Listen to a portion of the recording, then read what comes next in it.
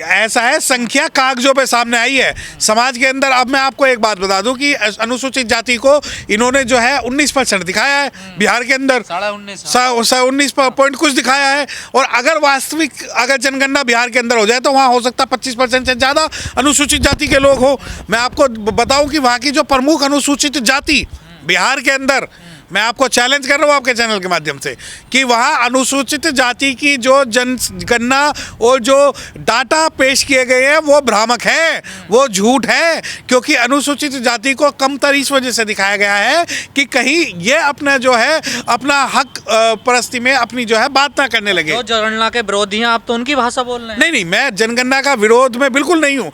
मैं तो चाहता हूँ कि जनगणना का जो भी डाटा पेश हुआ है वो पब्लिक किया जाए। मुझे एक पेपर पर जनगणना नहीं चाहिए। अगर मैं जाति से चमार हूँ और अगर मैं अपने कॉलम में चमार लिखना चाहता हूँ तो मेरा डाटा जो है ऑनलाइन होना चाहिए कि कितने लोग जो हैं जो जातीय जनगणना है उसे आप पब्लिक क्यों नहीं करते। मैं चाहता हूँ कि वाल्मीकि की जाति पब्लिश होनी चाहिए, मूसर की जाति पब्लिश होनी चाहिए, एक अनुसूचित जाति कोली तेली आंकड़े दिए हैं ना उन्होंने। नहीं, इतने परसेंट है, ये इतने परसेंट। भाई एक बार बताओ क्या आपको दिक्कत क्या है। आपको अगर मेरा आप डाटा ले रहे हो उस डाटा को अपलोड करने में और पब्लिक करने में क्या आफत है। क्या मैं आरटीआई से या पब्लिकली क्या उस डाटा को निकाल नहीं सकता। अब आप ये कहते हैं कि नहीं। अब देखिए मैं तो खुल के आपके चैनल के माध्यम से बात कर रहा हूँ। मैं जातीय जनगणना के पक्ष में हूँ, रहूँगा। और मैं इस पक्ष में भी हूँ कि जिसकी जितनी संख्या भारी, जिसकी जितनी हिस्सेदारी उसकी उतनी संख्या। कुछ लोग हैं कि जो जाति जनगणना होगी उससे देश में उथल पुथल मचेगी। नहीं, बिल्कुल मचेगी। मैं बता रहा हूँ क्यों मचेगी।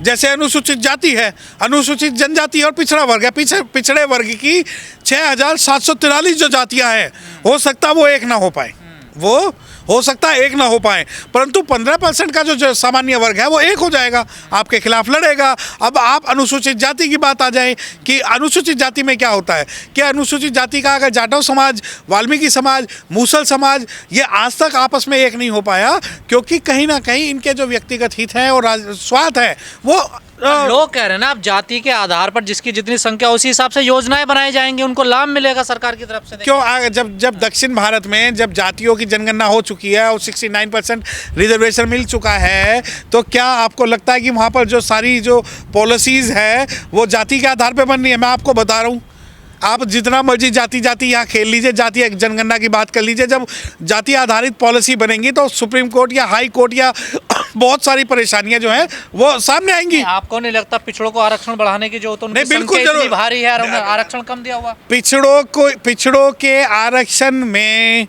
बढ़ोतरी होनी चाहिए, अनुसूचित जाति के आरक्षण में बढ़ोतरी होनी चाहिए और संख्या के आधार पर उनको रिप्रेजेंटेशन मिलना चाहिए, आरक्षण नहीं मिलना चाहिए।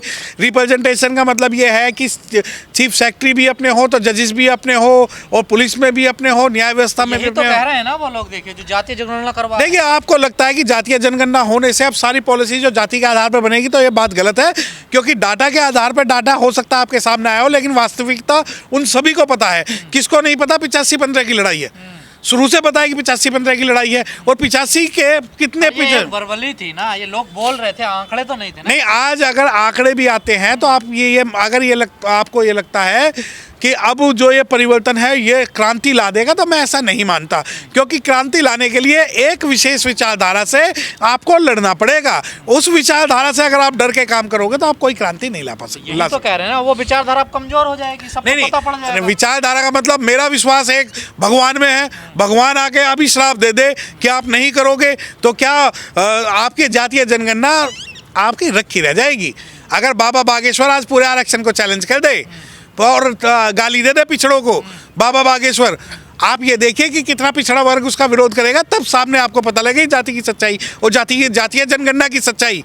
क्या इकट्ठे हो जाएंगे वो 2-4 बाबाओं के खिलाफ जो आरक्षण को कोसते हैं, जो जातियों को कोसते हैं। मैं आपके चैनल के माध्यम से कहना चाहता हूँ कि बहुत सारे बाबा ऐसे हैं जो स्टेज पे ओबीसी जातियों का अपमान करते हैं। क्या उन जातियों ने उन बाबाओं का विरोध किया? और मैं बता दूं कि वो जो गुलामी की मानसिकता की जो प्रथा है, जब तक ये पिछड़ा वर्ग और अनुसूचित जाति वर्ग उससे नहीं निकलेंगे, ये अपने हक मांगने में कहीं ना कहीं विफल रहेंगे, फेल रहेंगे। देखिए संभवतः जो आंकड़े अभी जारी हुए हैं और इलेक्शन से पहले जारी हुए हैं तो कहीं ना कहीं इसमें राजनीतिक हित की बात मुझे ज़्यादा नज़र आ रही है, क्योंकि यही काम जब बिहार में सरकार बनी उस वक्त भी हो सकता था, परंतु जो जातीय डाटा, जो जाति की जो जाति आधारित जो सूचना अब जारी की गई है, उससे 2024 में संभवतः ये फर्क पड़ेगा कि सभी जातियां मजबूत होकर अपने हितों की रक्षा के लिए और अपने जो जातियों की रक्षा के लिए कुछ ना कुछ तो बदलाव करेंगे ही। आप लोग तो कहते रहे हैं ना, आप तो समर्थन करते रहे हैं ना जातीय जनगणना का। देखिए, जिसकी जितनी संख्या भारी उसकी उतनी हिस्सेदारी, ये जो नारा है ये हमेशा बहुजन लीडरशिप को लेके, बहुजन पॉलिटिक्स को लेके हम कहते हैं जनगणना होनी चाहिए। परंतु मैं आपको एक बात बता दूं कि भारत के अंदर जातीय जनगणना भी जो है वो राजनीतिक हितों से प्रेरित होती है। सपोज कोई बुद्धिस्ट व्यक्ति अगर जातीय जनगणना में अपने आप को बुद्धिस्ट लिखता है तो वो भी, उसको भी हिंदू में कन्वर्ट कर दिया जाता है, क्योंकि उसमें जो कॉलम है उन कॉलम को आसानी से मिटाया जा सकता है। दूसरी बात ये कि जातीय जनगणना के आधार पर अगर आप ये सोचते हैं कि बहुत बड़ा बदलाव, बहुत बड़ी क्रांति आ जाएगी, तो मैं शायद ऐसा नहीं मानता हूँ। पर आपके नेता तो समर्थन कर रहे हैं, देखिए। नहीं, हम तो बिल्कुल समर्थन कर रहे हैं कि जिसकी जितनी संख्या जिसकी जितनी संख्या भारी उसकी उतनी हिस्सेदारी। हम तो कह रहे हैं इस बात को कि जो 3% है, 5% है, टोटल मिला के 15% है, उनका क्या होगा? नहीं, वो ज़्यादा मजबूत होंगे। जिन्हें आप कहते हो कि 85-15 की लड़ाई है, तो जातीय जनगणना के बाद में वो 15% है, वो संगठित बहुत मजबूती से हो जाएगा। लेकिन जो 85 है वो 85 धड़ों में बढ़ जाएगा, क्योंकि SC बटेंगे, OBC बटेंगे, MBC बटेंगे, SCO के अंदर सब जातियां बटेंगी। तो आप ये मानिए कि अगर आपको ये लगता है कि जातीय जनगणना आने के बाद में आपने बहुत बड़ी क्रांति कर ली, तो शायद ऐसा संभव भारत के अंदर तो नहीं है। पिछले 63% बैठ रहे हैं बिहार में, जो अभी जातीय आंकड़े आए हैं। ऐसा है, जो साउथ है और जो दक्षिण भारत के कई राज्यों में जनसंख्या के आधार पर जो रिजर्वेशन है वो 69 और 70% भी है। परंतु अगर आप ये सोचते हैं कि वहाँ पर ज़्यादा बहुत बड़ा बदलाव आ गया और क्रांति आ गई, तो ऐसा नहीं है। अब जो आप बात करते हैं कि जो भाई SC, MBC, OBC और MBC जो है वो 67% के आसपास हैं, तो देखिए जातीय आधार पर वो हो सकता है। किस आरक्षण जो पिछड़ों को 27% अब तो बढ़ाने की मांग होने लगी ना। देखिए, एक बात बताओ, अगर आरक्षण की ही लड़ाई अगर पिछड़े वर्ग की होती तो ये कब का अपना जो है हक ले लेते। परंतु अगर उन्हें किसी का डर दिखा के, किसी का खौफ दिखा के कि वो धर्म विरुद्ध न जाए, उन्हें शांत अगर कर दिया जाएगा, तो ये जो लड़ाई है वो बेमानी मानी जाएगी।